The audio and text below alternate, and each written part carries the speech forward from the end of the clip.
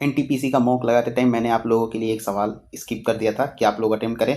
अगर आप लोगों ने उसको अटेम्प्ट कर लिया है तो काफ़ी अच्छी बात है, नहीं अटेम्प्ट किया है तो आइए देखते हैं इस सवाल को कैसे करना है। काफ़ी बेहतरीन सवाल है। इस सवाल में कह रहा है कि दो शहर है जो कि है ए और दो शहर है ए और बी, ए और बी, इनके बीच की दो दूरी है वो है 300 किलोमीटर। ठीक, इन दोनों शहरों के बीच में एक नदी बह रही है जिसकी धारा ए से बी की तरफ 5 किलोमीटर पर आवर की स्पीड से 5 किलोमीटर पर आवर की स्पीड से चल रही है। ठीक, अब आगे इस सवाल में कहा है कि ए से एक नाव जो है पी वो 25 किलोमीटर पर आवर की स्पीड से बी की तरफ जा रही है, और यहीं बी से एक नाव है जो क्यू वो 15 किलोमीटर पर आवर की स्पीड से बी से ए की तरफ जा रही है। तो इस सवाल में दोस्तों हम देखते हैं कि जब पी की रिलेटिव स्पीड निकालेंगे तो ये धारा की दिशा में चल रही है, यानी कि धारा की दिशा में चल रही है तो पी की रिलेटिव स्पीड कितनी आ जाएगी, 30 किलोमीटर पर आवर। ये पी की स्पीड आ गई।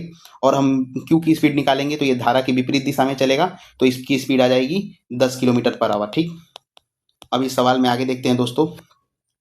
पी को ए से बी जाने में कितना समय लगेगा, 300 किलोमीटर जाना है, 30 किलोमीटर की उसकी स्पीड है, तो इसको जाने में लगेगा हमको टोटल टाइम 10 घंटे लगेंगे। ठीक, तो अब हम इस सवाल में दोस्तों देखते हैं कि जो हमारी 300 किलोमीटर की दूरी है ए और बी के बीच, ठीक, तो क्यू को इन 10 घंटों में कितनी दूरी चली होगी क्यू ने, तो क्यू ने 10 किलोमीटर पर आवर की स्पीड से 10 घंटे में 100 किलोमीटर चली होगी, यानी बी से क्यू जो है वो 100 किलोमीटर आगे आ चुका होगा। क्यू हमारा यहाँ आ गया होगा जो कि यहाँ पे दूरी 100 किलोमीटर है, और पी जो है हमारा यहाँ पहुँच चुका होगा।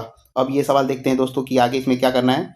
पी और क्यू दोनों अब जो है धारा की विपरीत दिशा में चल रहे हैं, क्योंकि दोनों को दूसरी बार मिलना है, ये पहले एक बार मिल चुके हैं। अब तो दूसरी बार मिलने के लिए अब पी भी अब धारा की विपरीत दिशा में चलेगा, तो पी की स्पीड कितनी आ जाएगी रिलेटिव, 25 पहले था और धारा की विपरीत दिशा में चलेगा, यानी कि 5 माइनस कर देंगे तो 20 किलोमीटर पर आवर की स्पीड से पी जो है उसको चेस करेगा क्यू को।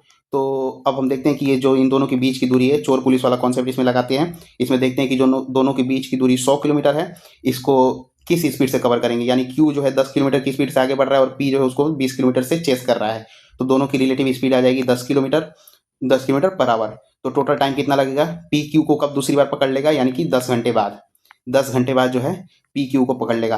अब हम इसके बीच की दूरी निकालते हैं कि कितनी दूरी पे इसने पकड़ा होगा। तो पी 20 किलोमीटर पर आवर की स्पीड से चल रहा है और 10 घंटे चलने में उसको लगेगा, टोटल डिस्टेंस कितना आ जाएगा 200 किलोमीटर, यानी कि पी जो है बी से 200 किलोमीटर दूरी पे क्यू को पकड़ लेगा।